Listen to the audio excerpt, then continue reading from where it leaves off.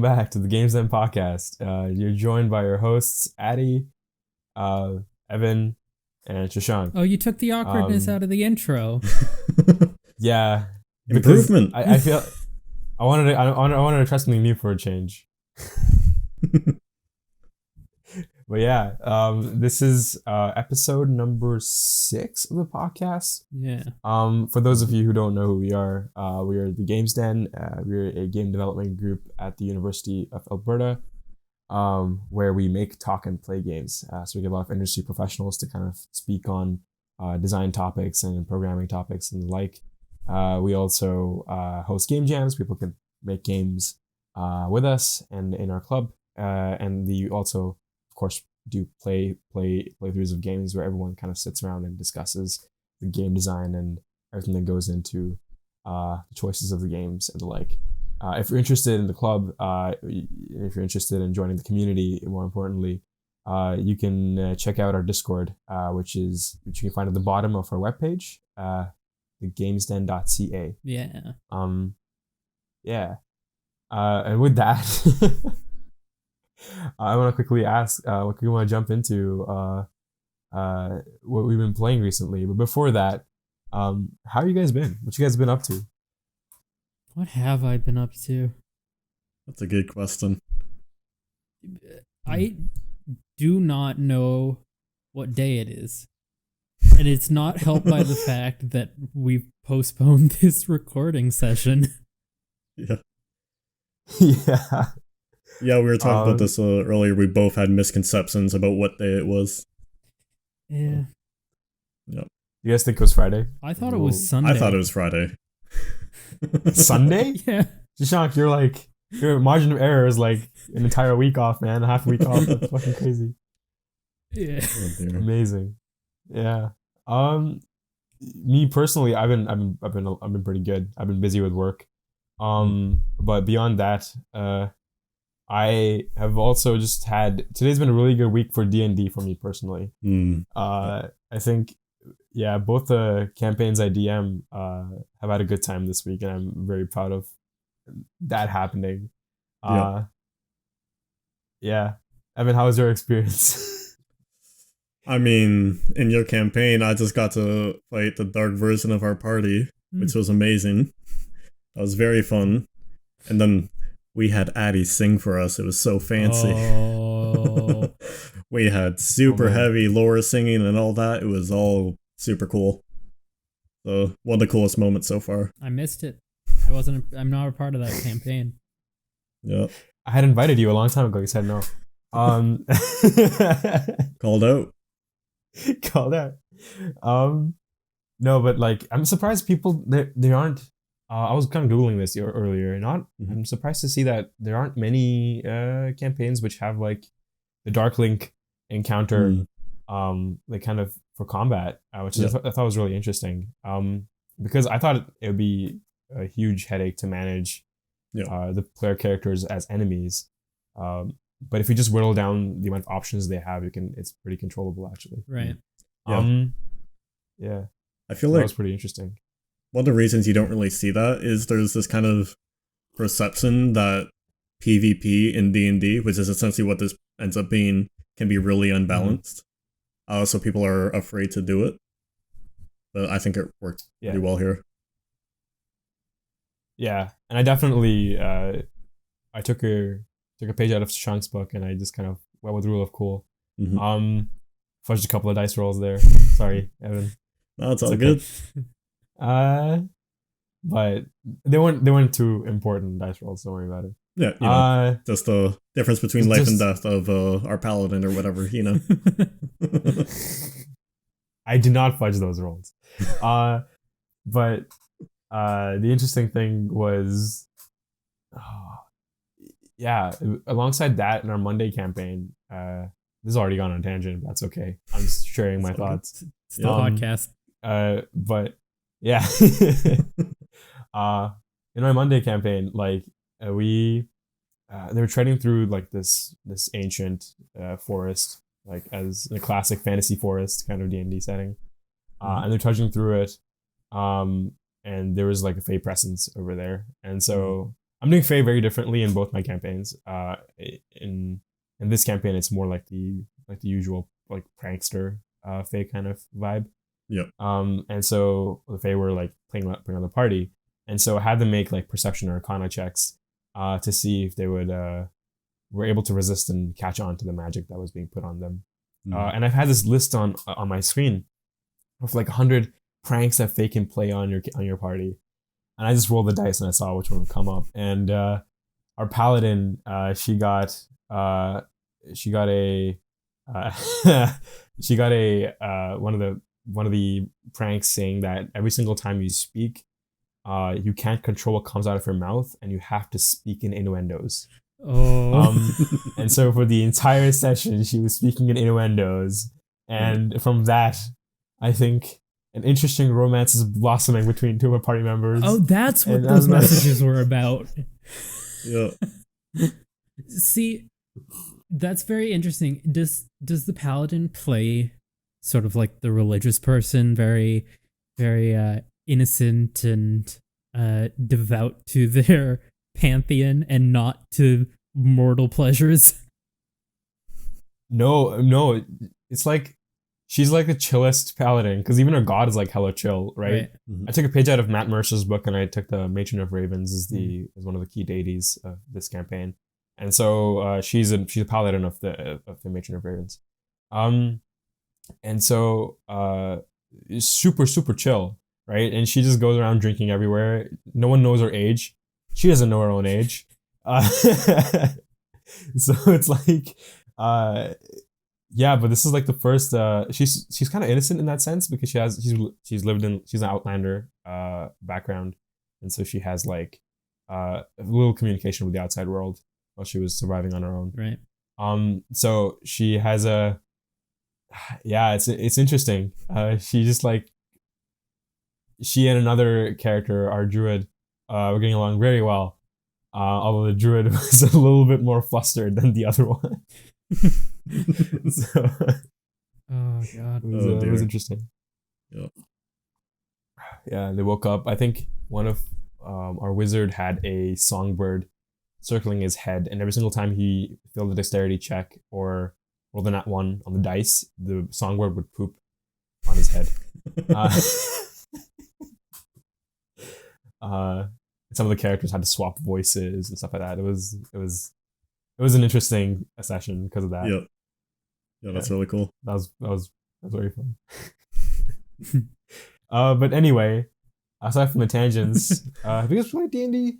Evan, you're playing a D&D session. How's that going? Yeah, I put out a call for 5 players and I ended up with 6. Mm-hmm. But honestly, I'm really enjoying it so far because people have very fun character ideas.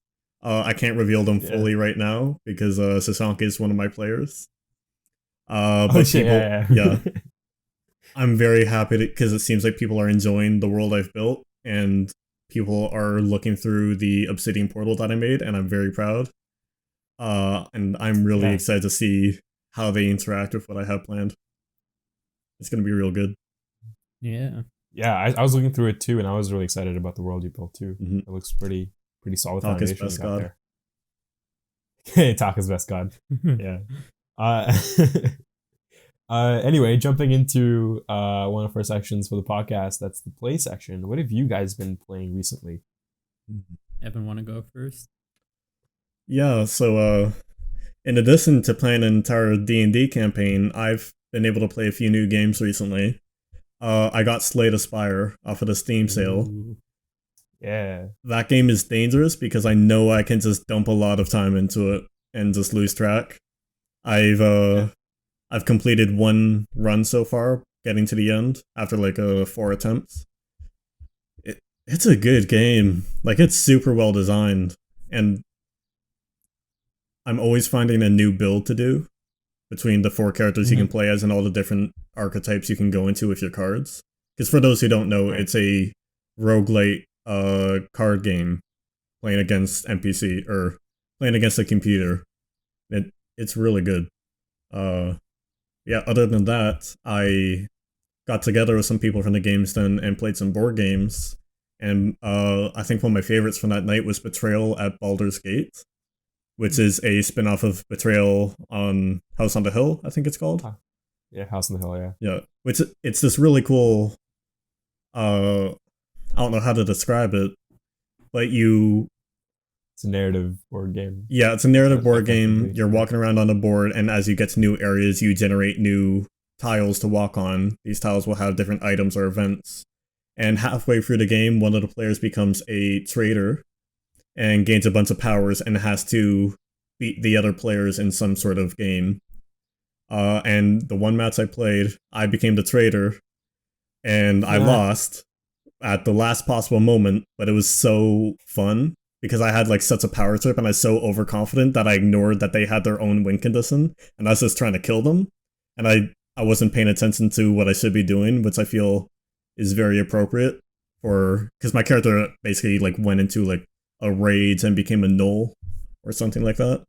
Yeah, I really enjoyed that game. A null? Yeah. Nice. So it's a fun time. I personally have strong opinions about Baldur's Gate. Well, first of all, Slay the Spire. Sick game, dude. I don't own it personally. I never got around to really investing my time into it. Instead, I bought Digimon Cyber Story. Anyway, it's on sale right now on PS Plus, PS4 store. But Slay the Spire was an interesting study that I did a study on the game for a paper that I was writing in university.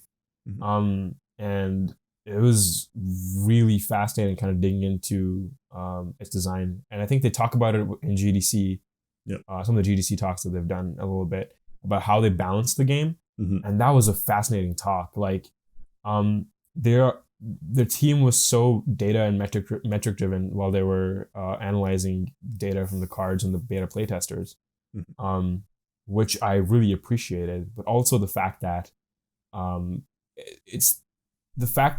it's paved the way for many games to come after it, I think. And the way it's handled, kind of marrying mechanics that aren't just regular roguelike mechanics with the roguelike genre. And that's kind of talking about like card fighting and deck building as a mechanic. The way it marries the two is by using its map, which is climbing this tower a certain amount of floors, right? And then the games like One Step from Eden, etc., follow a very similar kind of system because it's a design that works. Which I think is fascinating. And I think I would love to, if I get some more time sometime, I should really do a design breakdown of that because I think it's maybe talk about it next episode, like about the design of Slay the Spire, because I think it's an interesting game to talk about. I know we have. On the other hand, I know we have one person from the community who really likes it. Maybe we can poke and prod at them to join us for that. Who knows? Yeah, for sure. Who knows? Anything's possible on the Games End podcast. On the other hand, Betrayal and Baldur's Gate. Shashank, have you played the game? I have not. I haven't played Betrayal on House Hill either. So. Oh man, yeah. We should go play that sometime. Do you have Tabletop Simulator? I do. I just got it. Nice. Oh, sick. Yeah, we can totally play it then. But what was I gonna say? Yeah, so Betrayal on House on the Hill and Baldur's Gate, which is a reskinning of it, like a D&D reskinning of it. It's a very narratively focused board game, which is not what board games are necessarily known for. Yeah. Board games that feel good to play are ones which have really tight gameplay loops, and ones that have extremely balanced rules, effectively. So for me, playing House of the Hill is like, let's just say I'm not a very big fan of extreme RNG in my board games. I'm not a big. I like strategy, a lot more strategy, and the thing about Betrayal and Baldur's Gate and House of the Hill is that once you hit the traitor point, your fate's kind of already been decided a bit based on what tiles you draw onto the board. Because like it's entirely possible that you the traitor is revealed super early on, because you just ran into a bunch of omens like one after the other, right? Because deck was just shuffled that way. You can also get extremely screwed over. The traitor can get extremely screwed over if the other team has just been finding items this entire time, right? And then you have this one character who's like extremely powerful because they have like 7 items, and then you're like, this is unkillable, right? Effectively, and they'll just come and kill you instead whatever you transform into, right? Yeah, whatever happens to you. And I just feel like the game is balanced in the favor of the party and not the traitor. At least that's what it felt like in my experience. Maybe I'm missing an element of strategy there, but the narrative is apparently what's obviously the focus of the game. Yeah. Some of the narratives I felt were personally underwhelming. It's definitely more reliant upon the emergent kind of narrative that comes out of the gameplay, I feel. But yeah, I have more thoughts on Betrayal, both the games, but I feel like we have a very big one coming up in the play section, which is Pixelmon. Oh dear. Boy, Are we talking about this now? Yeah, we are. Oh no. So last episode we talked about Pokemon. Someone brought up Pixelmon, I think. And we were like, oh, we should start a server. This is the equivalent of let's start a Minecraft server is this generation's equivalent of let's start a bar or let's start a band. Yeah. So we did it. We made the Games Den Pixelmon server available at pixelmon.thegamesden.ca. And it is just an endless abyss for your time. Yeah. I've already lost a lot of sleep for that game. Mm-hmm. Evan's a dragon type trainer. Atty is building a mudkip town. I've become a Pokemon breeder. Yeah. It's too much, It's man. insane. It's a lot. Yeah. Man, I was away for the weekend when the server popped up, right? The server popped up on Friday, because that's when we released Thursday, the last yeah. episode. Thursday. Yeah, it was like the day of the podcast release, right? And so I hopped on the server and we all had like a good start, right? Everything was fine. And then I was out of town for the weekend on a road trip. And then the next thing that happened, I came back and everyone has like legendary Pokemon they've already captured. Everyone has teams level 70, level 80. And I'm there with my Mudkip. That's all you need, though. Yeah. Yeah. I don't know, man. Like it's like, yeah, so whenever like a legendary or a boss would spawn, I'd be like, oh, let me challenge this thing. And I'd be level 66 or level 70 and I'll be like, I can't beat this thing. And then like one of the other members on the server or Evan would pop up and be like, let me fight it instead. And they'd kill it. And I'd be like, yeah, congratulations. Yeah. But I've been grinding last couple of nights. I've been up until like 4 a.m. in the morning grinding. I missed a couple of meetings at work. Isn't that too? It was a bad the time. thing is, you don't intend to play that long. You don't, while you're playing, you're not like, oh, I have a meeting to go to. Just 5 more minutes. It's fine. Yeah. You just don't It's 5 minutes. recognize the passage of time. You look down at your clock and you're like, oh, it's 3 days after I started playing this session. Yeah. It's like you just keep on getting new goals. And it's like, oh, I gotta do this now, and then I'll log off. Oh, but I gotta do this, and then I'll log off. Like, it doesn't end. Yeah. It's like a Civ 6 trap, Yeah. I feel. You know, Minecraft and Pixelmon particularly falls into the Civ 6 trap. Where you're like, every turn, you guys want to think about, and you have to come back to the game and think about it. Yeah. Every turn, something new is happening, and you're like, well, okay. Speaking of... like, I spend... Yeah, go ahead. No, I was going to say, speaking of talking about Pixelmon, we might as well just segue right into the talk section with it. right? Oh, that's right. It is in our talk section. Yeah. You come to this podcast for the smoothest transitions. Mm-hmm.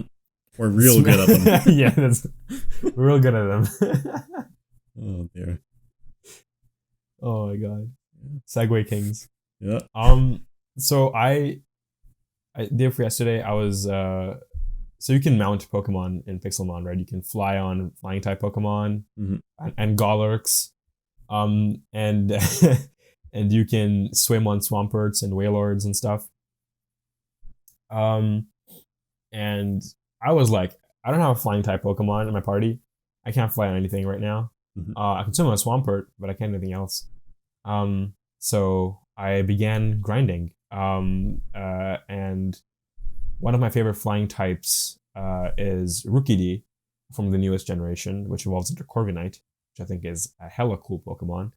I think if Steven from Oraz had like a new team, Corviknight would definitely be on it alongside Skarmory, or maybe replacing Skarmory.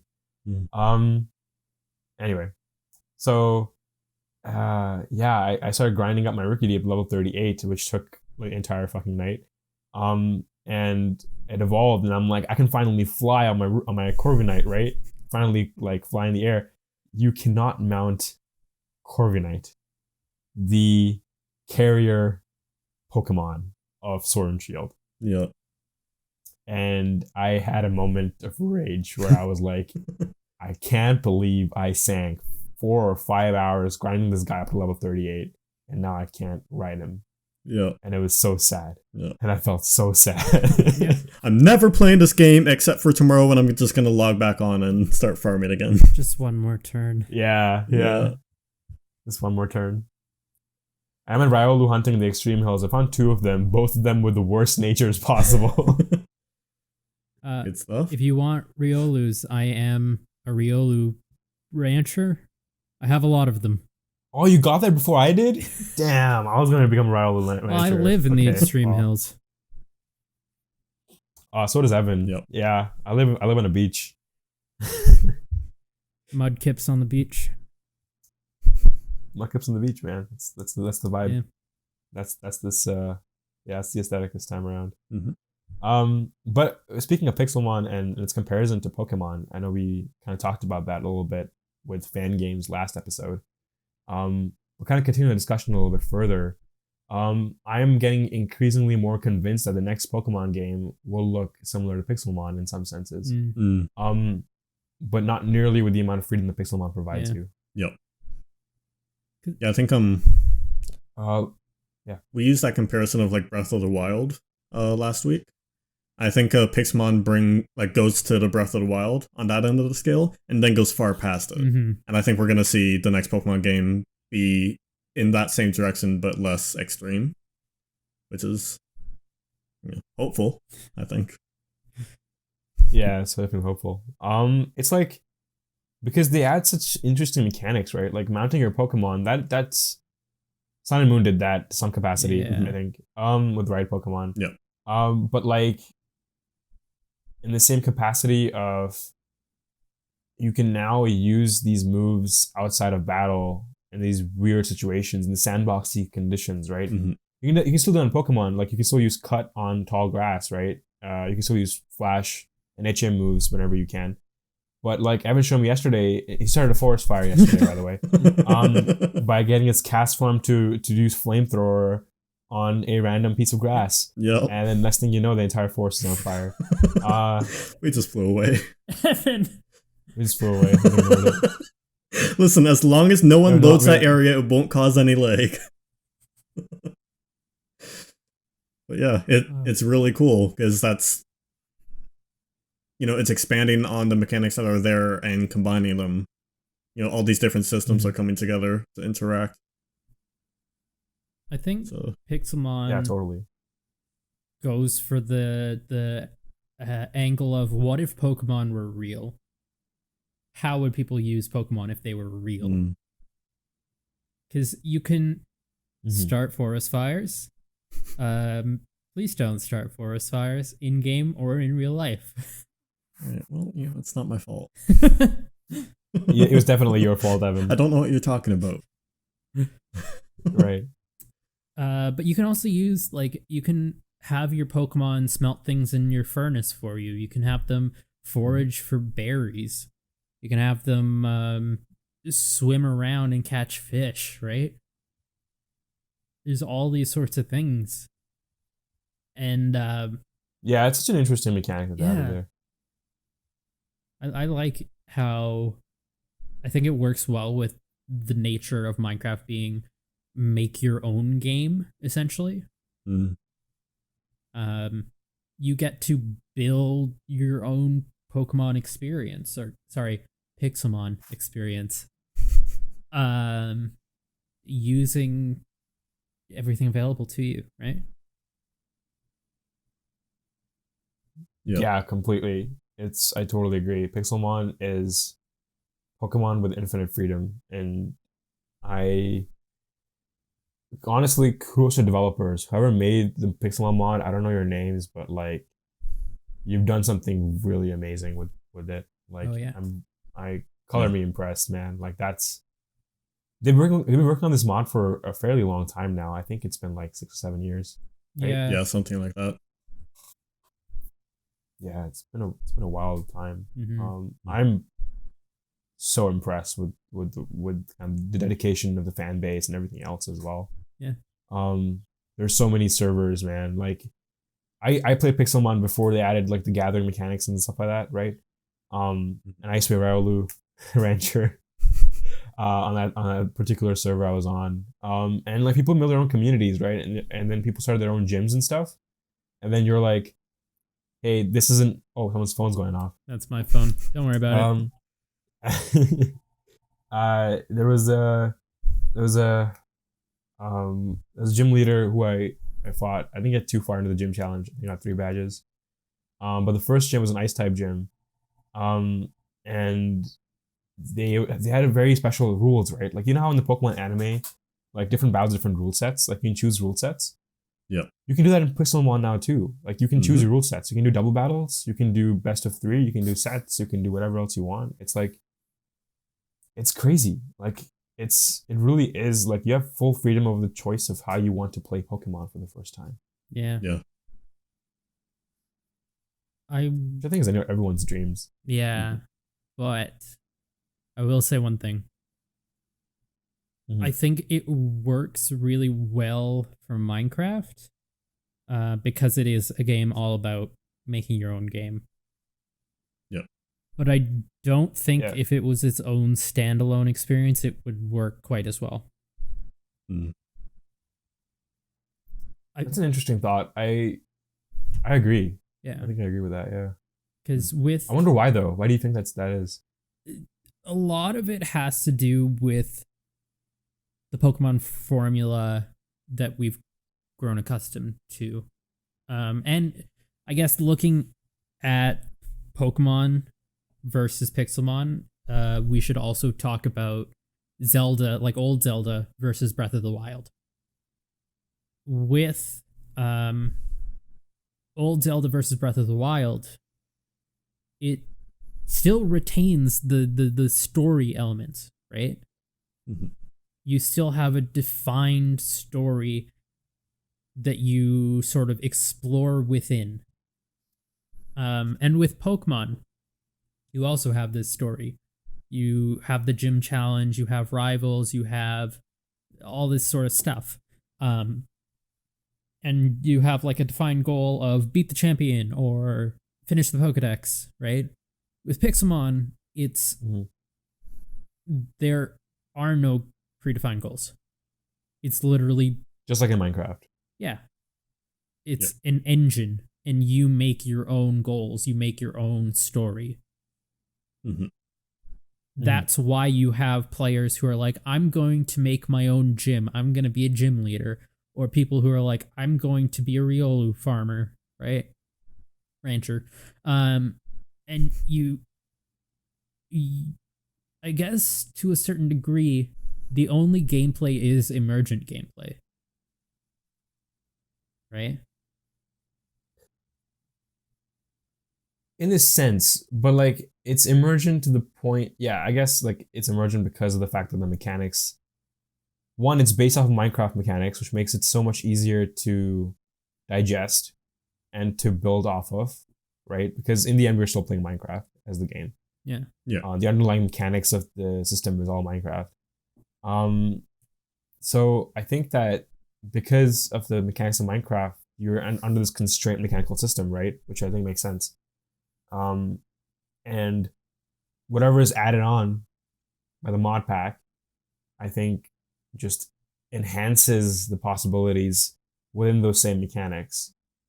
And therefore you have that more emergent gameplay that's kind of popping up with regards to the community bases. Like people playing Pixelmon on your own, like is not really that fun in my opinion. Like I've tried it before. I didn't find it fun. It's only fun when you're really playing with community, in my opinion. Yeah. Unlike Minecraft, which you can play alone and be okay with it, but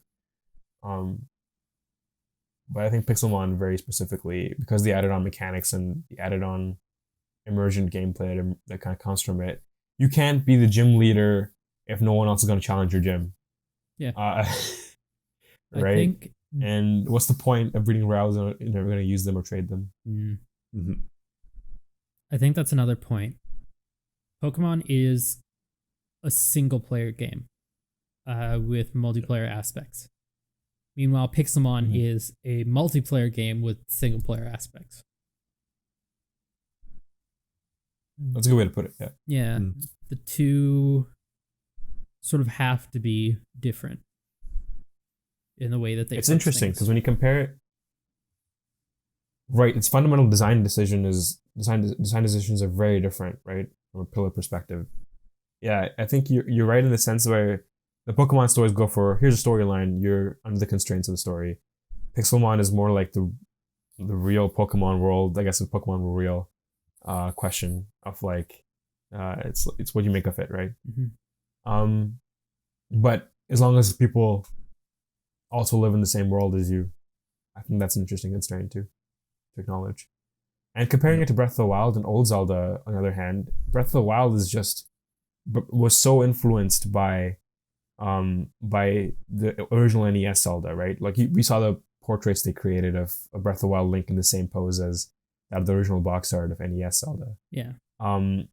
It's obvious that Breath of the Wild has been super influenced by the NES version. In fact, when they're making prototypes for the physics system and the chemistry system of Breath of the Wild, they prototyped it with a 2D NES Zelda-like aesthetic, which I think was really cool. And you definitely see Breath of the Wild being like the spiritual successor or the spiritual remake of the original Zelda in some senses. Yeah. Because the world is the protagonist, as the composer Hamanaka Kataoka-san said in an interview, which I think is a beautiful, beautiful way to put the entire game in perspective. Yeah, like Pixelmon and Pokemon is a very different comparison to Breath of the Wild and old Zelda. And I think a lot of it has to do with the fact that it's based in Minecraft as a system. Yeah. Who knows? Maybe we'll get more stuff like this popping up in Minecraft. Because I remember. What do you mean? I remember back in my day. I'm young. There was a mod kind of to Minecraft called AdventureCraft, where essentially it added an RPG system essentially, and so someone recreated all of Link to the Past within it, and it was really cool. Oh, what? Really cool to play through Link to the Past in 3D Minecraft, right? Yep. So we could see more things like Pixelmon or crazy. that AdventureCraft map within the engine that is Minecraft. Yeah. That is fascinating. I didn't know that even existed. Wow. That's crazy. Yeah, I'd be curious to see. Modded Minecraft is something else, man. Oh yeah. Yeah. I'd be curious to see like how or what would work, because we see that the Pokemon formula of going out and catching Pokemon works extremely well in Minecraft. I'd wonder what other gameplay loops would work like that to that success. Yeah. Yo, Civ 6 in Minecraft? Oh no. Yeah. It's already enough of a time sink, Atty. Each move takes like forever to do because you have to like literally walk over to the next tile. Yeah. Oh, you want to build a farm? Do it then. Oh dear. That wouldn't work. Not to that extent. That game would last a year. Yeah. It's like, what are the gameplay loops though? I don't know. I'm interested to see. You know, I think if people, I don't know if people already done this, but like if they recreated like Doom or Wolfenstein 3D in Minecraft, it would be pretty faithful. Yeah. Because it looks, yeah. Because of the perspective and the POV, and not only that, but also the fact that the Wolfenstein 3D was looked very similar to Minecraft now. Yeah. In a few ways. With its pseudo 2D, pseudo 3D graphics. Yeah. One of the gameplay loops would work well in Minecraft though. I'm sure people have ideas. Well, on the topic of gameplay loops, and like breaking away from those, I know you wanted to talk about Assassin's Creed. But before we get into what you wanted to talk about, let's talk about Assassin's Creed as a series first. Because in the original, for sure, however many, 4 or 5 main series games, it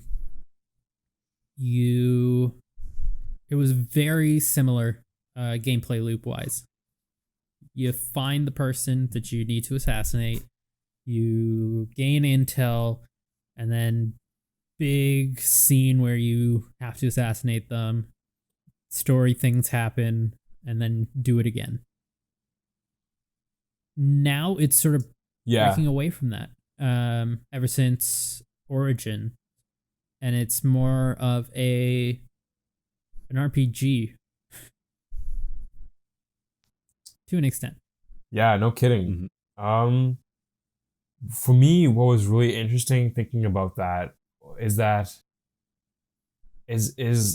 so for me, Assassin's Creed, like when the original vision for Assassin's Creed, the first and second games, and the ones, the Ezio line and then Black Flag, up until Syndicate, I think, is that it was all based on like milestone kills. If you think about it from a very zoomed out story perspective, right? It's like you work towards this one assassination, which the storyline loops in, and then you have to work towards second assassination, and you make a couple of these, 3 or 4 or 5, and then you have to kill this one main boss that's behind everything in the grand scheme of things, right? Yeah. Which has been like the classic Assassin's Creed formula up until Origins. And I think, so for me, it's interesting because I personally really enjoyed that formula. Like, for me, I'm not much of a stealth game player. The only stealth games I've played are like Metal Gear Solid and then Assassin's Creed, right? Yeah. But I love the stealth of Assassin's Creed. I love the options that they provided you with which you can try and fulfill your mission, right? And the tools that they give you. They're like, here are a bunch of tools. Go be stealthy. And I think I really appreciated that about Assassin's Creed. The stealth element of it was very pivotal to my experience with Assassin's Creed. And obviously, like most AC fans, the Ezio storyline is very close to my heart. And I saw Assassin's Creed Embers, which is like a short film dedication to Ezio. Right. And it brought me to tears because I played through all the Ezio games. So if you haven't seen Assassin's Creed Embers, it's on YouTube, I'm pretty sure, and pretty low quality. It came out a very long time ago. Like it's like once they went to Origins and started introducing more, it became a classic RPG. Yeah. You know? with the inventory system and the way they did that, and like the gear upgrades, and um here like you have a health bar. Enemies don't die in one kill like they usually would in Assassin's Creed, with the hidden blades and stuff like that. Um, they remove the hidden blades to a certain extent. Mm. They yeah, in Odyssey you don't get the hidden blade until you do a DLC quest, so that's like crazy. Ooh. Um, but to be honest, I think the shift has been pretty positive, as even though I'm a sucker for the nostalgia that the older Assassin's Creed games have provided. Yeah. Have you guys played Origins, Odyssey? No. I own Odyssey. I have not gotten around to it yet. Okay, so I finished Odyssey. I didn't play the DLCs, but I finished the main storyline. Mhm. And first, I'll tell you this much, right? Odyssey is a gorgeous game. Like, I've spent hours taking screenshots on my PS4 because it's just that the Peloponnesian, like the way they captured the war and the way they captured the era of Greece is beautiful. Yeah. Utterly beautiful. Some of the main storyline quests really, really engaging, very provocative. Um, and his AC is known for kind of its historical accuracy and the kind of how much they try to lean into that. Which is an entirely different debate, but like, I think they do a pretty good job trying to be faithful to the land and the time period, right? So that's pretty good. Um, and but the RPG mechanic works really well once you kind of take the Assassin's Creed. Think of the Assassin's Creed games after Origins as their own different timeline, as their own different games, like separate almost from the Syndicate timeline.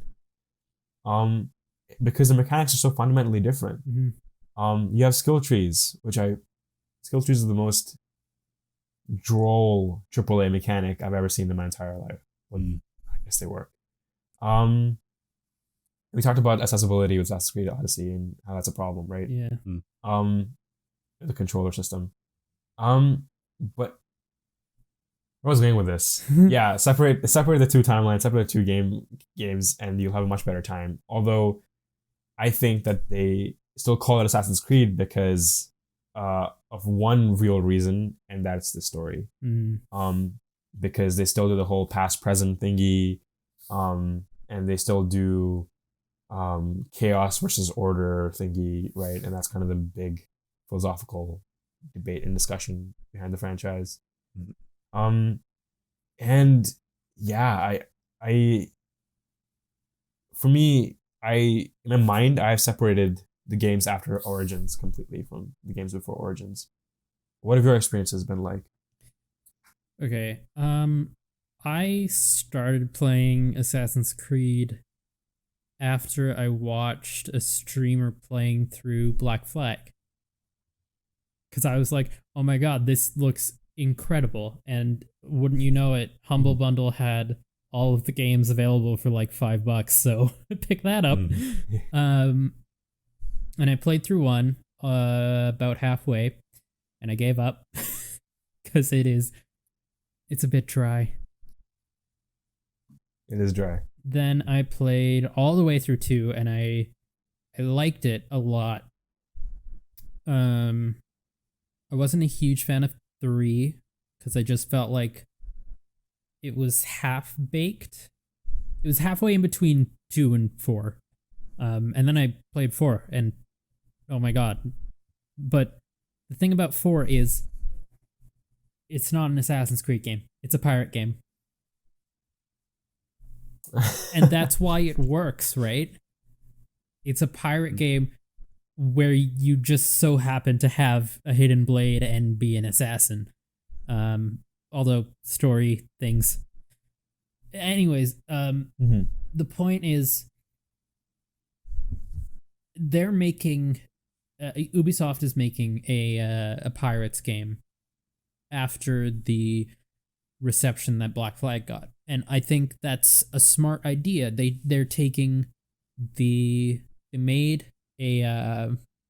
took a risk with the mechanics of Black Flag, and now they're making a new experience from that. Isn't it already on mobile? Is it? Am I? I think so. I have been living under a rock for the past 2 years, so it's quite possible. Yeah, no, I think Pirates already came out, and I don't know how well it did, but it was already a thing. I'm pretty sure. Yeah. They brought back the ship mechanic in Odyssey. You can control your ship and be a pirate and stuff in Odyssey too. Right. Pirating was very common in the Peloponnesian era, actually, Yeah. and it was So, and it wasn't illegal or anything. So you can do that in Odyssey too. Mm. Yeah, actually really fun. Being a pirate in Odyssey is pretty fun too. Yeah. So, I've not played the Assassin's Creed games. I am aware of the general gameplay mechanics and the story surrounding it. And I just want to ask, Shashank, you said Assassin's Creed 4 was not good because it's Assassin's Creed. It's good because it was a pirate game. Yeah. Or it was a pirate game and not Assassin's Creed. Yeah. Would your experience have changed heavily, or your perception of the game have changed heavily, if they just took out the Assassin's Creed entirely and it was just a pirate game? So I feel like they would have to add in other mechanics in order to fill in the gap, the Assassin's Creed shaped gap in the game. Yeah. But I feel like it's hard to say, because a lot of the game does rely on that whole sneaking around. Which is fun. When I say like remove the Assassin's Creed element, I'm not necessarily the stealth, but the story, the going, past and present. Right.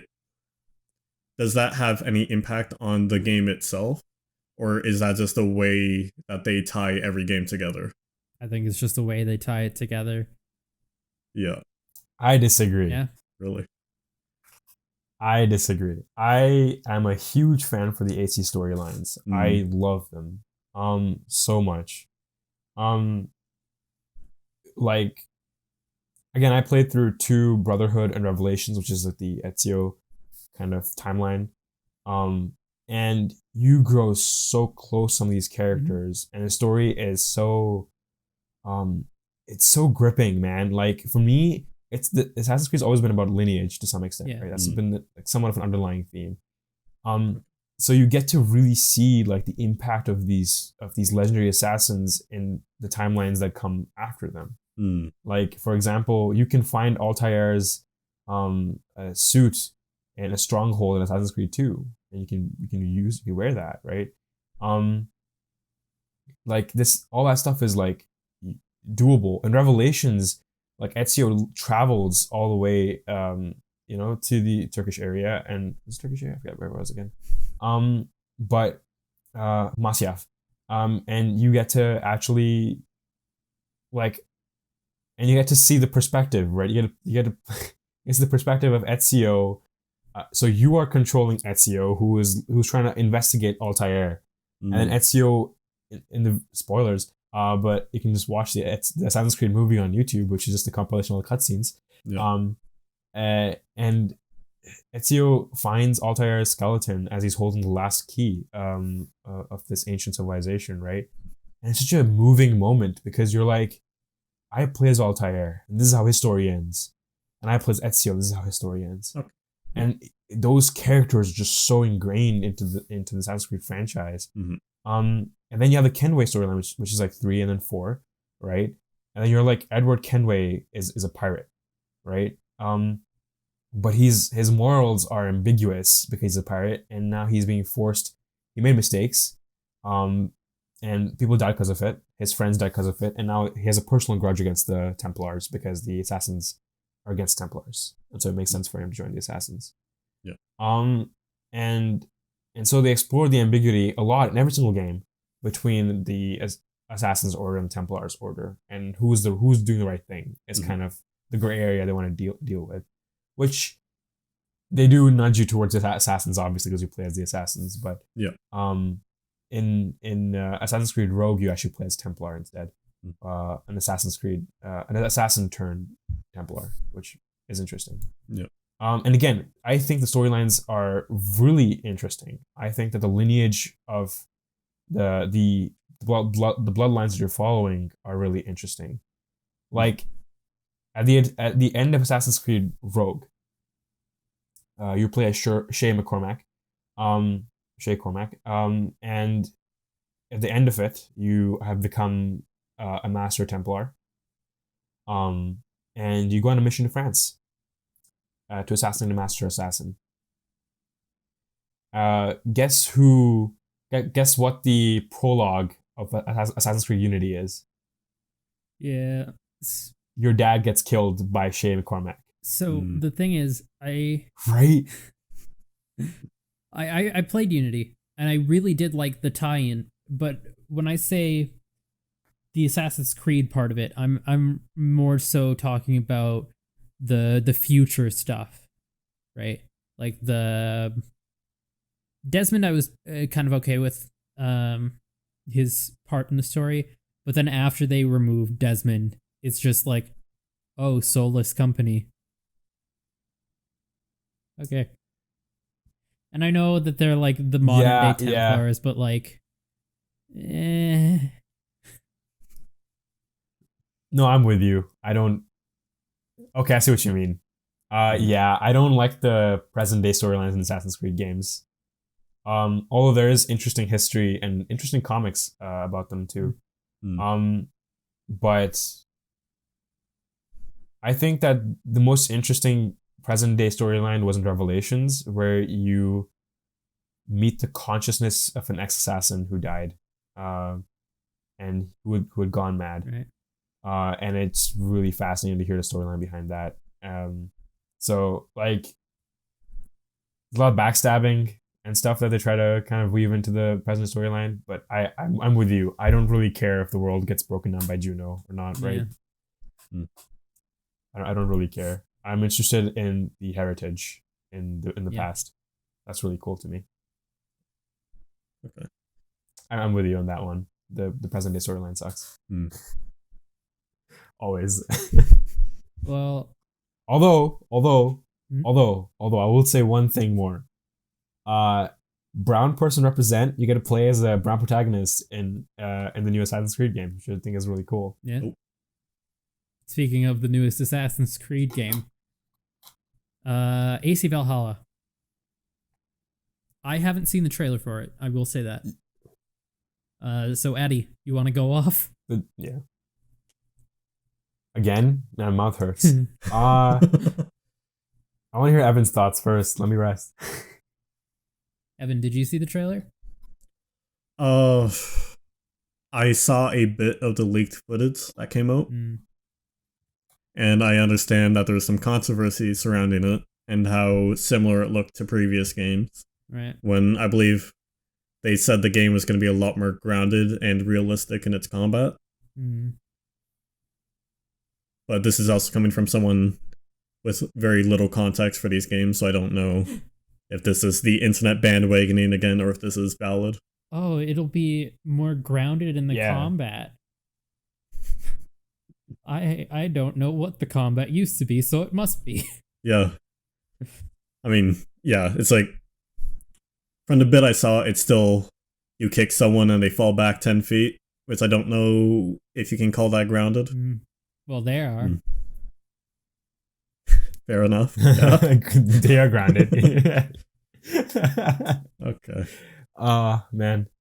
So with AC Valhalla, so for context to the viewers, we are recording this after 30 minutes of gameplay footage has just been leaked from AC Valhalla, as it is still in beta. All right, it's not polished yet. So first things first, it's important to acknowledge the fact that this game is still in development, right? It's not finished yet. So a lot, and with a lot of AAA video games, a lot happens in the last 3 months of development, right? A lot happens in the last 3 months of development, which is the force of crunch and everything else kind of exudes from that. But what I did see from leaked gameplay footage was, and this is what's worrying fans, is that it isn't a big enough shift from what we've been seeing so far. And the interesting thing about that is that ever since Origins, they've chosen this new direction for Assassin's Creed games, right? And the combat has been similar, right? They add a new gimmick now and then. Like, for example, I don't know what the gimmick was in Origins because I didn't play Origins, but in Odyssey, the gimmick was like you could do wars. You could be a part of a war. You could actually, you get to choose who wins. Is it the Athenians or is it the Spartans? You get to pick the winner, right? So that's interesting. And you can do those. Yeah, you basically just get to take part in this massive war. Everyone's fighting around you. You got to pick your enemies. You got to kill them. You get to, the more people you kill, like the better rewards you get because you're a mercenary. And so like with this game, the new gimmick is sieges. So you get to siege giant castles and stuff like that in the old Saxon area. Which interesting. Tower defense. Literally.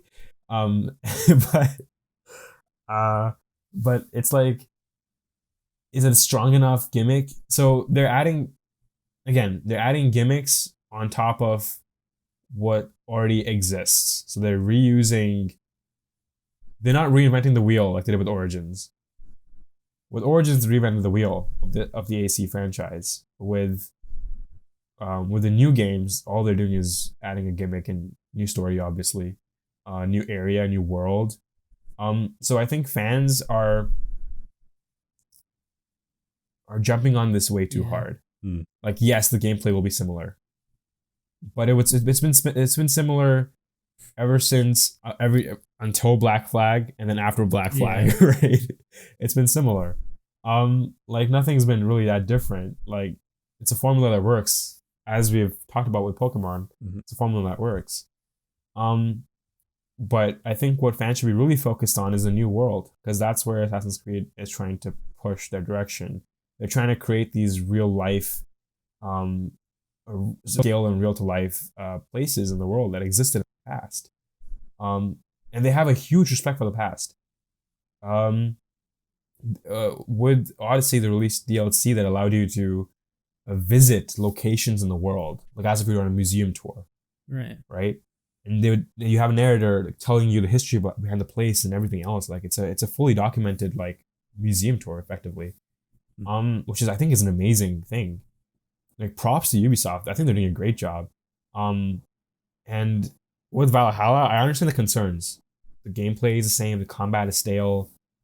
Yeah, I get it. I'm not a big fan of the combat in the Assassin's Creed, the new games, personally. Too many abilities, right? It's not the stealth sections are my favorite. I love stealth still in the game. They're fantastic. But like the real problem here, I think, to address is that fans aren't looking at what they really come for Assassin's Creed for, which is the storyline, which is the world. And I think it's worth focusing on that. Right. With Valhalla as well. I don't think it's a problem to reuse your assets. Otherwise, we wouldn't be getting these games this fast. AC Odyssey only came out 1.5 years or 2 years ago. Right. Right? Like, that's something. Yeah. Creating an entire new world, entire new game in 2 years, AAA title is really impressive. And it's because they reused assets. That's how they were able to make it this fast. Same thing with Majora's Mask. Yeah, exactly. Majora's Mask came out 1 year after Ocarina of Time because they reused the assets, right? Yeah. It's the same gameplay loop, it's just different storyline. New gimmick. I think same old thing. Yeah. If you want a quick, solid experience, reuse old assets, reuse an old engine. I mean, Breath of the Wild 2 is going to be in the same engine, right? Yeah. Same assets, same systems. Yeah, exactly. But then you look at, if you want something groundbreaking, you're going to have to wait for it. How long did Breath of the Wild take to make? It's like 6 or 7 years. 7 years, yeah. Yeah. And Yeah. After Skyward Sword. that would have been around 7 years. 6. Yeah, right? 6 years? Yeah. 6 years. But like crazy amount of time, but it paid off, right? So if you want a complete redesign of the formula, you think it's gone stale, wait 6 years.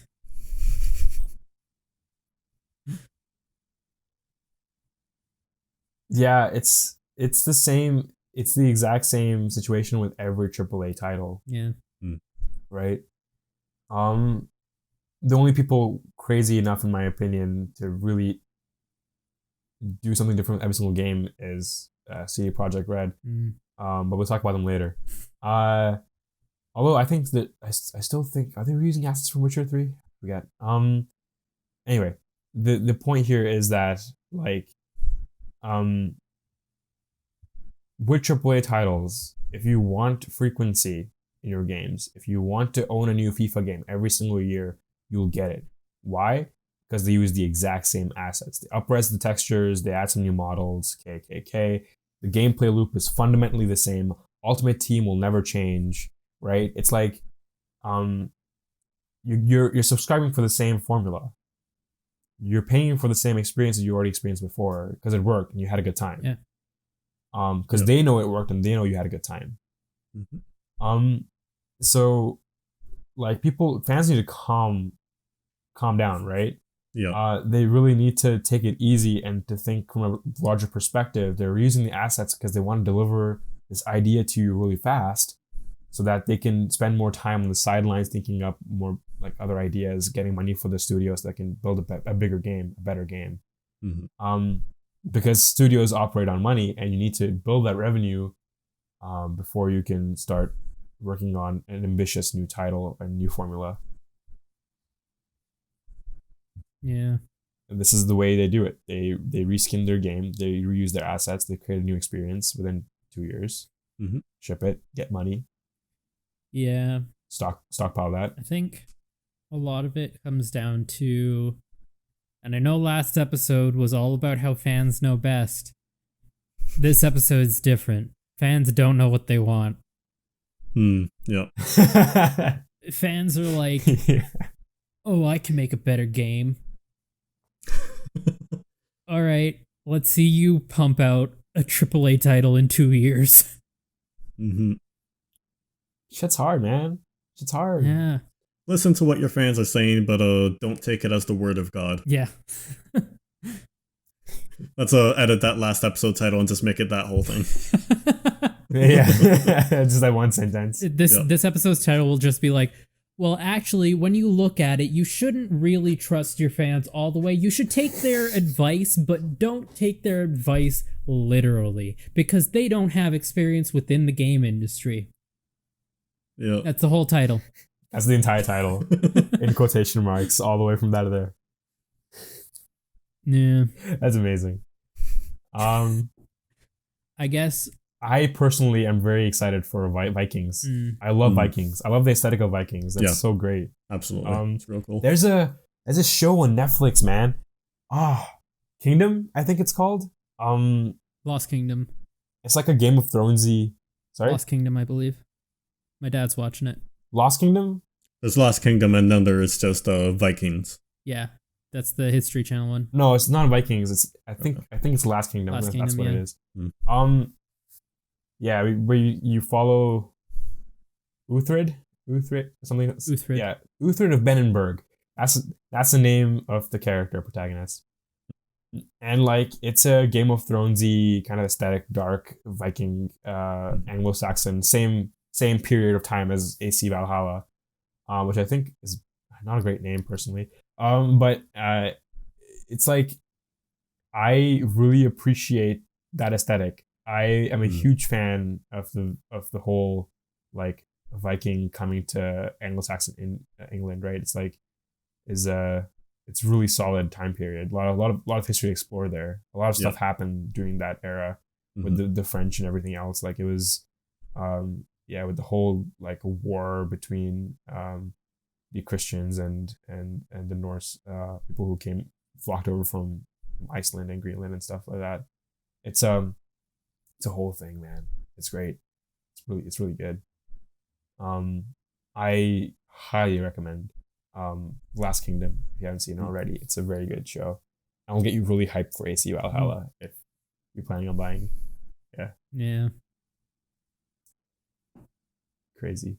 By the way, speaking of games that are still in development and haven't released yet, Cyberpunk 2077 was delayed to November 14th, I think. I am so glad that CD Projekt Red has been continuously delaying this game. I know fans are like, just give it to me already. I'm like, don't know what you want? Delay that shit. Delay that shit, man. Delay it. Yeah, do that. Yeah. Take your time. Yep. Because they do some crunch stuff, right? They kind of have to because they make such big games, but I really don't like it. I don't like it. Yep. Yeah, it's garbage. Yeah. It's garbage. But you gotta keep in mind that like crunch is fundamentally a management production issue, right? Yeah.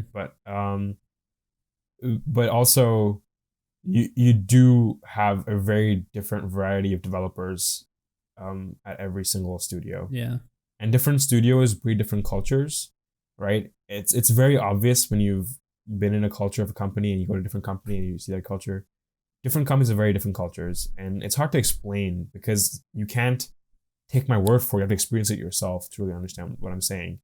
But like when you go to different companies, experience their culture, you kind of understand like their entire vision and kind of people who come to the company, the people who are happy at the company, and how they think. It kind of becomes this interesting a combination of many different minds at the same time thinking about the same goal. And that's how culture kind of spreads from the top all the way to the bottom. And you will hear many business leaders talking about how culture is the most important thing in a company, and et cetera, et cetera. And obviously game companies are interesting because a lot of times developers who do make it to the top of the CEO aren't business people. They're just developers. Yeah. So they might not have that knowledge of company organization, which is a hard-learned skill. Oh, yeah. Yeah, this is what MBAs are for, man. Like, you know? But it's a hard time, especially when you're thrust into the role of being a project manager when you're just a programmer and you're like, wow, I have to deal with all of these overheads and I have to manage all these overheads. And can I trust all these people over here to manage that overhead for me? It's a tough time. It's a very hard problem. But that's just kind of the way hierarchical systems and corporate industries work. Yeah. And they have worked over time, and it's hard to change that wheel. A lot of indie studios are working on changing that wheel, which is great. But it's going to take a lot of time until that reaches to the corporate kind of area of things, if it does at all. But Cyberpunk 2077 looks sick. Oh yeah, I'm buying it. Yeah. My money this year is going to games, man. Like, I don't have. I'm a student, but my wallet is emptying out, man. Like, I'm getting Cyberpunk 2077. Blah, blah, blah, 2077. I'm getting Ghost of Tsushima for sure. Like, these games look amazing. And obviously I'm buying all these small indie titles like Wildermyth and stuff, which look amazing too. Yeah. So yeah, this year is, as much as it's been a terrible 2020 so far, good games. It's looking good for games, man.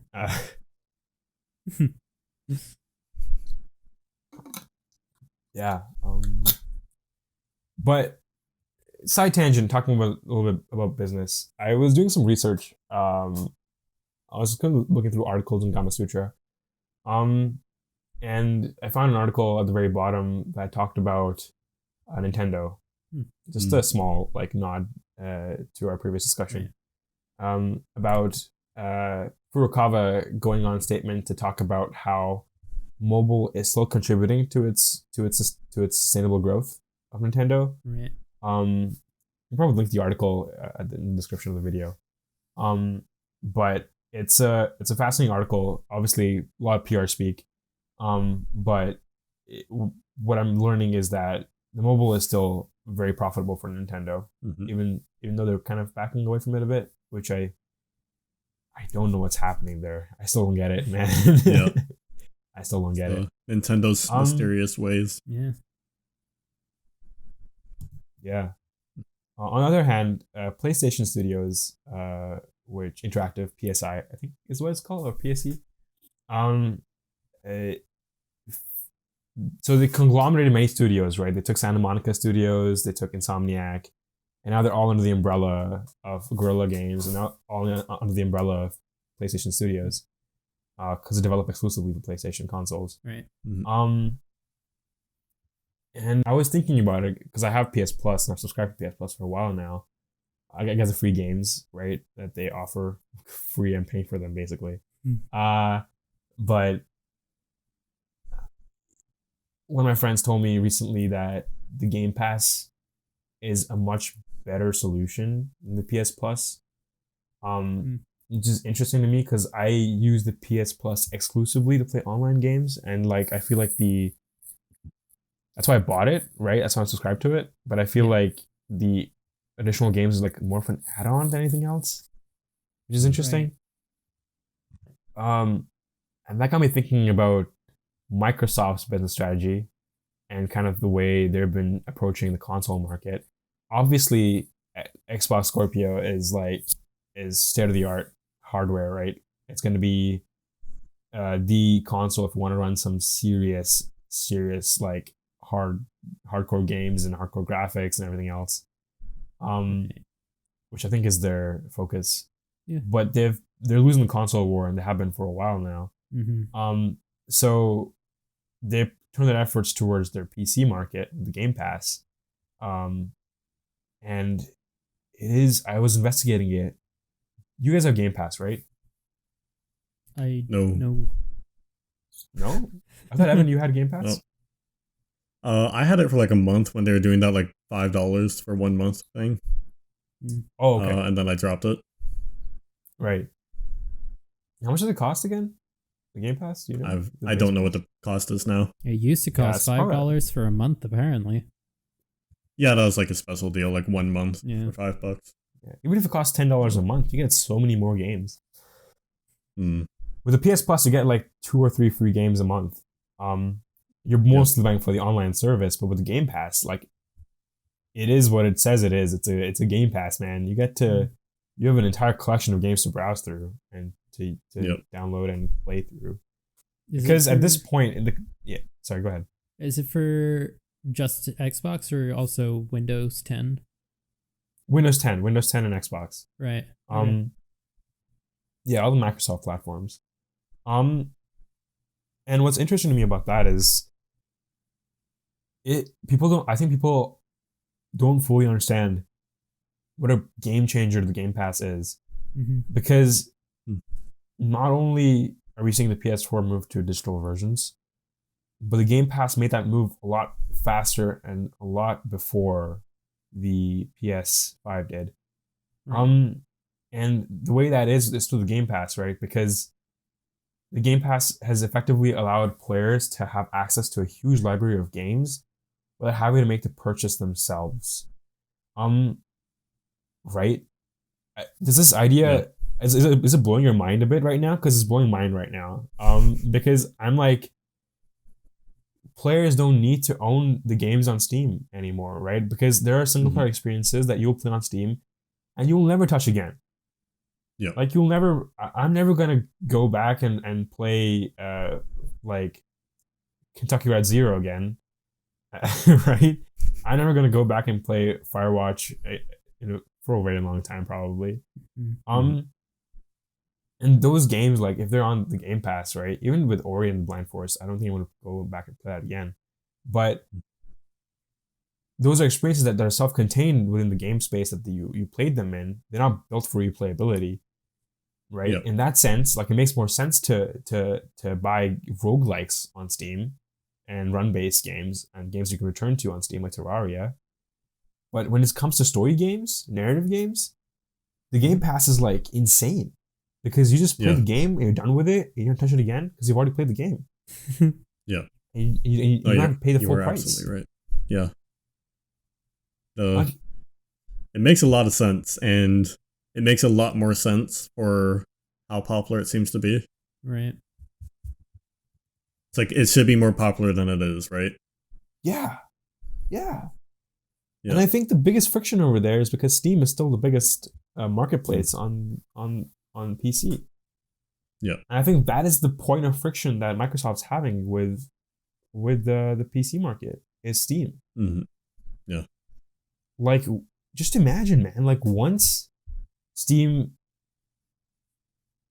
it's hard to imagine this, obviously, but if Steam drops the ball at any point and Game Pass begins to advertise the hell out of everything through the game studios that they own and that are partnered with, the Game Pass is probably gonna become a go-to staple of library games. Once people start realizing the fact that the Game Pass allows them to play all these amazing games that they never play again for a lower price, that's a turning point. Because now I'm super contemplating getting the Game Pass because I want to play narrative games. I love narrative games. Yeah. But it just makes sense for me to. Obviously, you do lose the ownership of the game, which is something that people are attached to. But yeah, for sure. Like, what is this, dick measuring contest? How big is your Steam library? You know? Like, yeah, I don't. I really like, even when we think about Steam, people say they own the games. They don't actually own the games. Yeah. You know, it's not DRM free or anything like that. You had to go to GOG for that. Yep. But people still feel like they own the game on Steam. They don't have to keep paying in order to have access to it, even if they're never going to touch it again. It's just that mental block about it. Yeah. Yeah. It's such a deep psychological thing. Mm-hmm. It's so confusing. What are your thoughts on subscription services and the general market trend of the games industry as we're seeing it? I think it's an interesting counterpoint to the advent of live service games that we're seeing. You know, we're seeing so many like games that are getting constant updates and you're expected to play over and over again. Right. And this is giving that space for, you know, games you play once and then you're done with. It gives them that space to exist without having to be competed with. Yeah. You know, it's like a game like Destiny 2 or World of Warcraft that would not work on the Game Pass. Yeah. But, you know, these single player games like Flower, Ori, stuff like that would work great there. So it provides a really nice space for them to exist, I feel like. Yeah.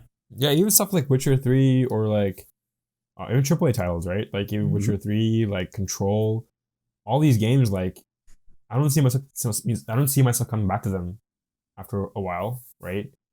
Yeah. Man, like the Game Pass space is a very clever thing.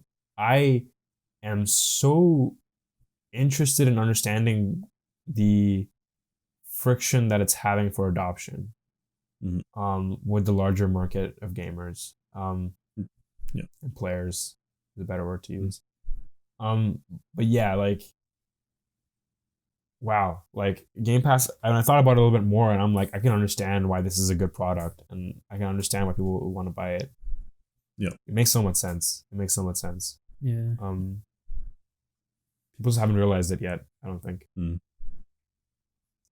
But yeah, I'm kind of curious to hear your thoughts coming back to the discussion on the AC stuff. Is like, you guys have made some games in the past.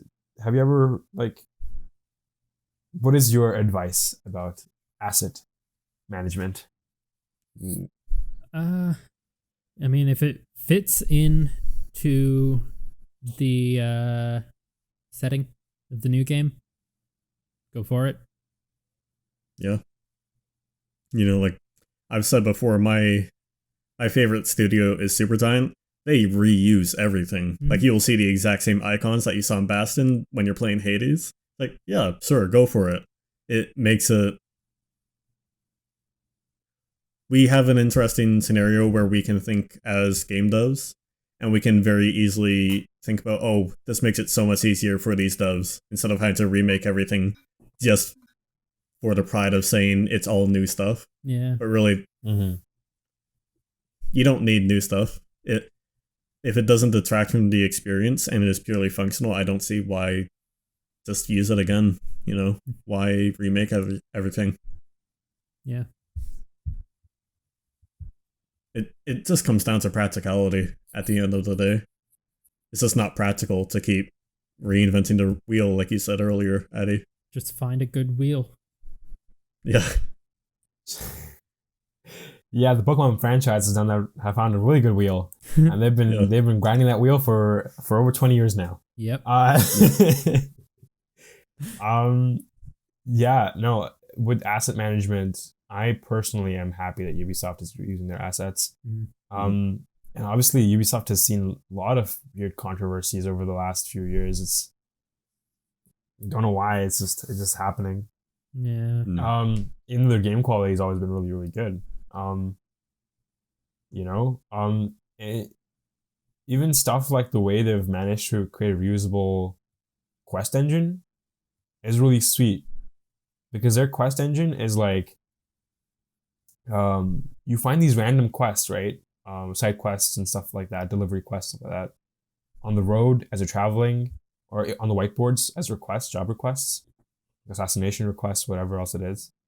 And they're just fun things you can do on the side to kind of occupy your time as you're doing stuff, grinding. And like the way they did it is that it almost feels like it's PCG. It kind of feels like that way. It feels like it's stitched together. You have a requestee, you have a certain kind of quest line, right? Either it's based off of some kind of I don't like you, or you kill my brother, or it's a revenge plot line, whatever else it is. They stitch the NPC, they stitch the narrative together, and then they stitch at the very end the objective, which can be one of many things.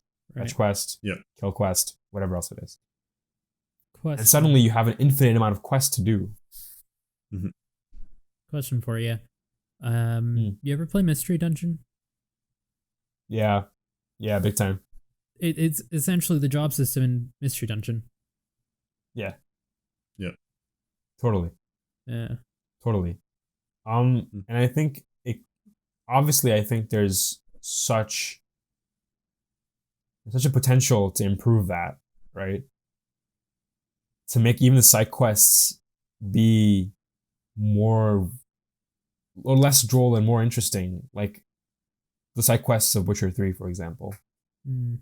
Like, what if you could automate that? What if you could automate creating quests like The Witcher 3? Right.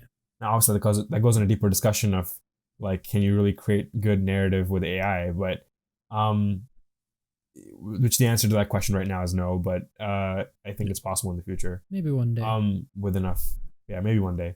But I was talking to Nathaniel about this, who was on the podcast earlier, yesterday or day before yesterday, and we had a conversation about like the dream MMO I wanted to make, and I thought about it, and I said that. Quick question for you guys: have you ever seen an MMO where the quests are made by the community? No. Don't think so. But also, wouldn't that be cool? Yeah, because like Pixelmon. Right? Right? Yeah. It's like, right? Like,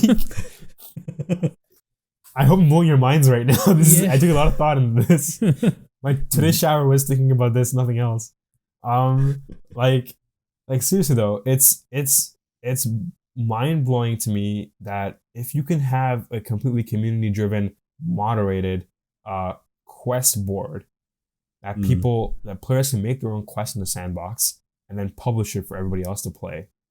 It's kind of like Dreams, right? Like a Dreams for PS4 right now. It's very similar to that. You make your own game in the engine and everyone else can play it. Right. It's very similar to that, guess- but you're constrained by the system of the rules of the game itself. Yeah. I think the closest we have to that in MMO spaces is markets. You see someone, they're offering a good deal for an item, so you go farm for that item, and then essentially that is a quest. It's just very basic and the same quest over and over again, where it's a fetch quest for an item. Yeah. But to be able to expand upon that in some way, I would love to see that. How about Roblox? Because that is I haven't played Roblox. okay. Same. I haven't played it either, but from what I've seen, it's essentially like a multiplayer Dreams, right? You can make stuff, Dreams is okay. and you just join a server, and you can do the quest or the game that's made for in that server. Oh, Yeah. that's kind of what I'm talking about. Yeah, but like, just imagine this, right? You're playing an MMORPG, and you walk up to the quest board, and then you have the options of obviously the main storyline of the whatever world you're in, side quests that most MMOs have. But instead of daily quests, the quests you see on the job boards that repeat daily, right? You can grind those for levels and stuff like that.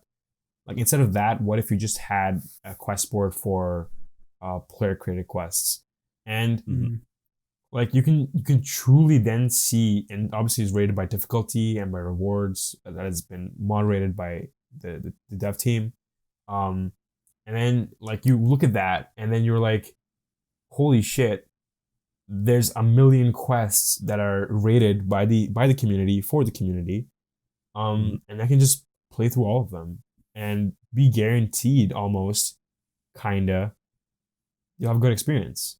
If it's moderated and it's not like fanfiction.net, like you'll have a good time, right? Yeah.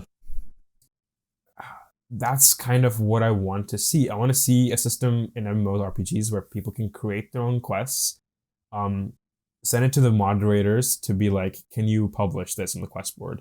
And then 2 days later, after they've checked through the quest, and played through it and have tested it and everything else, they'd be like, accepted, put it on the quest board. Boom. Yeah. And now suddenly you have an would be- MMO where you have infinite content. Yeah. I would love to see that. I'd be curious to see how it would work in practice. Just with how much content would be generated and how difficult it might be to moderate that effectively. Yeah. Yeah. You know what we can do there is like get an AI party of 4 and to traverse through the map that they've created or the quest they've created and automate the process. Get Right. AIs to go through all the quests and see what the difficulty is based on numbers and math. Yeah. But obviously this is everything I've said so far is a 7-year game. Yeah. Yeah. No. Yeah. Yeah. That's a far off plan. Another way you could do it is like the CR system in 5th edition, where you can have different challenge ratings to for like different areas, different enemies, and you can just drag and drop those into your quest. Yeah, you're right. That's such a good idea. Yeah, for sure. I mean, yeah, like really, in a way, it's almost like Mario Maker in that you're making this challenge for people to complete. Yeah. Obviously, like a very different platform, but it's kind of a similar loop going on. Yeah, it's like a hybrid of Mario Maker and Neverwinter Nights. Neverwinter Nights, you can make your own narrative and get your own game and stuff like that with the engine, which is really, really sick with the Aurora engine. Yeah. Man, I will play that MMO to death if that existed. You there? Yeah. Watching this podcast? Yeah, you, the one who wants to make a game. Get on it. And hire me. I'll design the entire thing for you. If you pay me well enough. Yeah. Yeah, that sounds like honestly a really sick deal. Yeah, I know that Evan, you talked to me earlier, I think yesterday while we were trying to organize this thing. about Arc as well, right? Mm. And Yeah. thing with So that. that game had an interesting controversy around reusing assets. I think that's more it's more context specific to what Arc was and how Arc was developed, because that was a game where they were releasing paid DLC while the main game was still in beta. So people didn't have a super high opinion on them and why they were making games necessarily. Right. And they released a second game called Atlas, which is using all the same assets. And in the Atlas beta, there was a way, if you entered a certain combination of keys on the menu, you would go to the Arc main menu instead of the Atlas main menu, which shows how much was very quickly ported over. Right. Yeah, that game had, from my perspective of watching, I never picked up Atlas. I played a fair amount of Arc. I never saw anything in Atlas that justified it as a game necessarily. It's like, I would look at anything and be like, okay, but wouldn't this just be better if you put it into Arc? Why not make this one of your paid DLCs? Right. Kind of deal. It was they reused assets, but they did not use them in a way to make a game that could stand on its own legs, if you know what I mean. It wasn't so much as reusing assets as it was reusing a game. Yeah. Yeah. Using the experience itself. Yeah. Yeah. Yeah. It didn't feel new. Mm. Like you making a Flappy Bird watch clone. gameplay.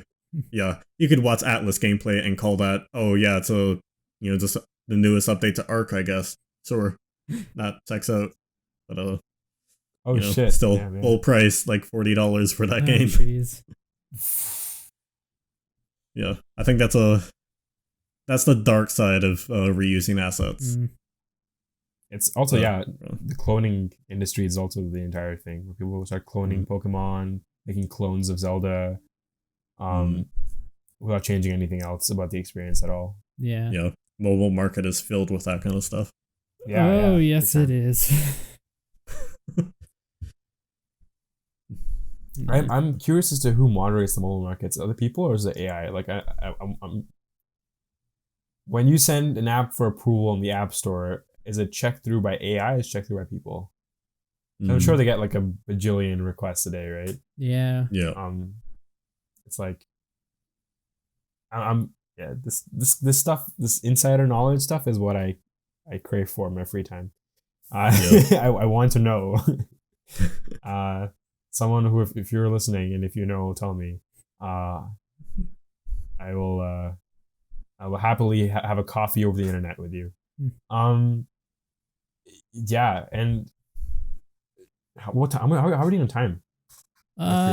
We're nearing the end here.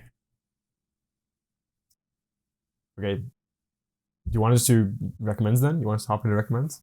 Yeah, we can finish off this make talk section. We sort of mixed them together. Yeah, this is more of a humble jumble of an episode with very few congruent themes. Yeah. Yeah. Connecting everything together. We just need to mention more morals of stories. Yeah. Yeah. So far we've got don't trust the fans and don't start forest fires. We didn't stop the fire. It's the one thing I didn't want to talk about was if you are an aspiring developer, what is it like applying for game dev jobs? We're all in university, so we're in that position where we're starting to get to the stage where we have to start applying for game dev jobs if you're interested in that field. Oh God, I had to start being an adult here. Oh no. Sorry, Kansas Coast. You Kansas Coast, man. Yeah. I'm not gonna let you do that.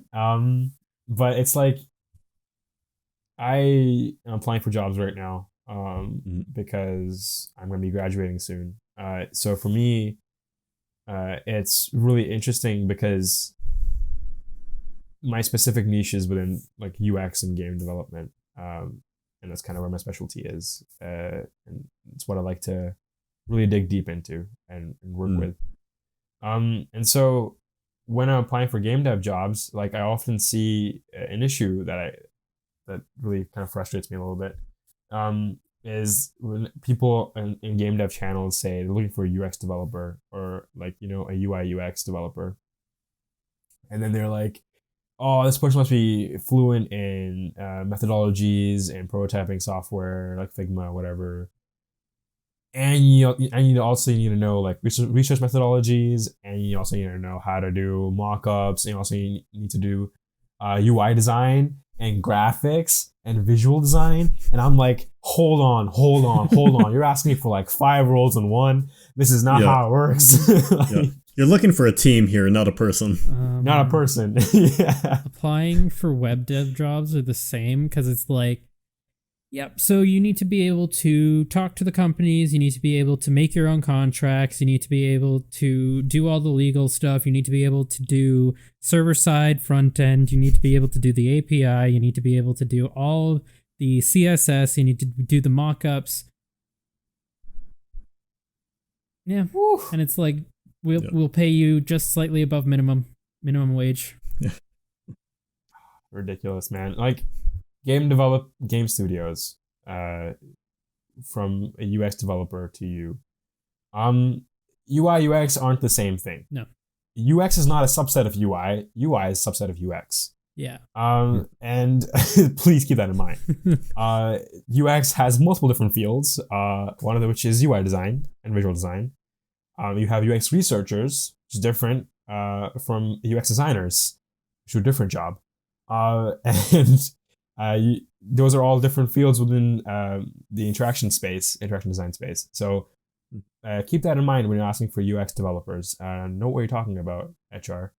And yeah, like when you're applying back on topic, when you're applying for game dev jobs, I've talked to a few recruiters and kind of asked them like, what they're looking for in candidates and stuff. And I guess this advice kind of probably is not just for university students, but also people who are looking for game dev jobs at the moment. Like, the biggest thing you can do in a portfolio, and I'm sure people have heard this already, is to have games that you've actually published in your portfolio. Right? And what a portfolio means is that, like, even if you have an HIO page, like that's good for a start. But obviously it's better to have a full scale website where you show your games, and if you're a UX developer and a designer, it's really important to show your process. Right. Like, people are very interested to see, design leads are very interested to see your process. Are you data driven, right? Do you make decisions based off of metrics? Are you, do you first do your testing phase, like right after you make your prototypes? Do you do stage prototypes? Do you do mock-ups? Like, do you know techniques like Wizard of Oz, etc., etc.? Like, you know how to handle personae. Like, all of that stuff is like within the field of your process. And if you show that process in your portfolio, you're more likely to be looked at. The other advice I wanted to give real quick, and something that I've been working on recently a lot, is your LinkedIn profile. It is your online resume. Get one if you don't have one. Like, and the community can be like, really professional and stiff or whatever else it is. And you can't have a political discourse on LinkedIn or whatever. I get it. But get a LinkedIn and polish it and make it so that you can sell yourself really hard on it. Because recruiters are always looking at LinkedIn profiles. Right. Those are my 2 cents. This is obviously a longer discussion to have here, but I want to hear your thoughts before we close the podcast. Yeah, I mean, I guess a lot of it is building yourself up, building up your skills while you're learning and just documenting it. Yeah. A lot of my school projects I put up on my GitHub just so that I can show people like, hey, I've been working on my skills. Here is where I started from, and here's where I am now. And I hope it shows that I'm good at learning and good at committing to things. Mm-hmm. Yeah. yeah, pretty school projects, any side projects that have evidence of your skills and talent onto your portfolio. Yeah. The more visible you are, the more likely you are to get seen. That's the definition of visibility. Mm-hmm. Yeah, I definitely regret because I know I've lost a few of my school projects from when I was in coding classes, and there was something that they're not exactly good, but they're good to have. Yeah. In that kind of sense. It's like I would love to have like my final project from grade 12 where I got, multiple different IDEs or the languages to talk to each other. Like I was combining Java with Arduino, with Raspberry Pis and stuff like that. It's like if I had that, I would love to put it somewhere, but I don't. So it's a document everything is what it comes down to, I think. Yeah. That's really good advice. Yeah, document everything you do, Yep. because your process matters and your results matter. Mhm. Yeah, and it's also like if you're a game dev, like game jams are effectively free weekend portfolio. Yeah. It's like by the end of it, you have something that you can actually show because every game jam is a journey in and of itself. Mhm. You suffer through production pipeline issues, suffer through asset issues, you suffer through all that stuff, and at the end of it, you still have a game that you can show, even if it's incomplete. That's something to learn from, right? I have my game jam games up on my portfolio because it's like, yeah, these are trash games, but I'm proud of them. Yeah. Because every single game jam I learned something new from them. Mhm. And every single time, there's an entire process that I invested behind them. So even if it's game jam games, it's probably the easiest method to get games on your portfolio, in my opinion. Yep. It's a committed weekend. And there are so many game jams going on in HIO all the time. Yeah. Like you go to Like HIO, you to can the look game at the jam page section, and there's hundreds every single day. The largest It's.io game jam is just starting up again. The Game Maker's Toolkit game jam. Its theme is getting announced the day of this recording. Yeah. So and that cool. It has broken records every time it has ran. So if you want a game jam, go do it. It's a week long, I think. Yeah, that's sick. Neat. Yeah. Yep. Anyway, here's those some sense from the Games Zen crew.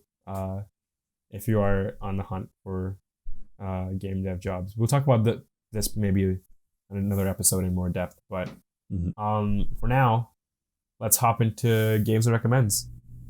We should really get like a small, like our intro, we have like the music cue. We have like a games and recommends like pops on the screen. I'll ask Eric or something. I don't know. Oh no. But yeah, Evan, you want to start?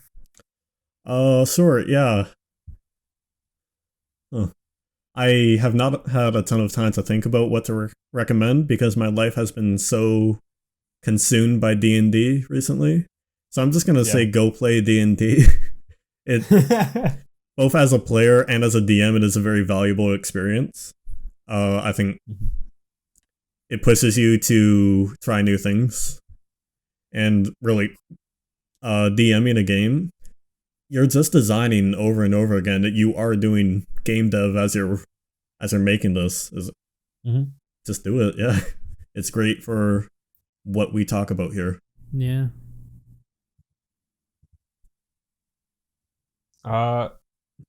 So me personally, I have a very interesting recommendation for today, and it's been really helping me out recently. I would like to recommend to everybody sticky notes.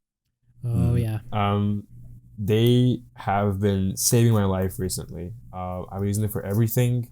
To keep, I have a to-do list on my phone, but this really helps to kind of put it on top of my screen, and I'm like, this is what's due today. It really helps me organize myself, and kind of plaster it on the wall and be like, okay, we're done. Grab it off the wall, crumble it, put it in the dustbin. Yeah. It feels good. Sticky notes also help like keep track of the things that are due the next day or everything else. You can use them for quick notes that you're taking down during meetings. One of the most useful tools ever invented in productivity history. Yeah. Love sticky notes. Love sticky notes. What about you, Shashank? What you recommending? I'm gonna go with a cop out. I always go with cop outs. It's what I do. I would recommend joining the Pixelmon server that we set up. True. We're building gyms. We It's a need good time. trainers. Come and be the Yep. very best, like no one ever was. You don't need your time. No grief first, You can please. give it to us. If you grief us, we all have mod access. We're all gonna kick you out. I'm kidding. But yeah, join us as we hunt down legendary Pokemon, and I lose to bosses, and then you can kill them for me instead. Yeah. And then get stuck in the void and all that. Yeah. Yeah, that happened too. Anyway, on that note, thank you all for joining us so much. Should I go to the outro? Right. That's what I do here. We are a Oh, dear. small podcast. We're only on episode 6, so there's gonna be some stuff like the awkward intro that you may hate or you may love. Let us know, and we'll change it or keep doing it respectively. This outro is only gonna get Also- more awkward as we go along. Yeah, 100%. I love the fact that Shunk always he says, "We're a small podcast. We're only on episode 6."